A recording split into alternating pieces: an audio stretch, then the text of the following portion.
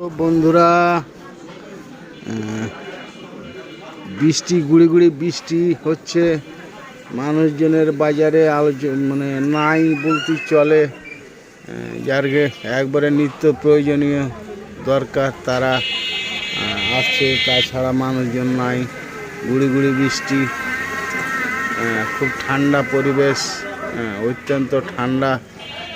40 degree 38 degree তাপমাত্রা থেকে নেমে চলে এসছে।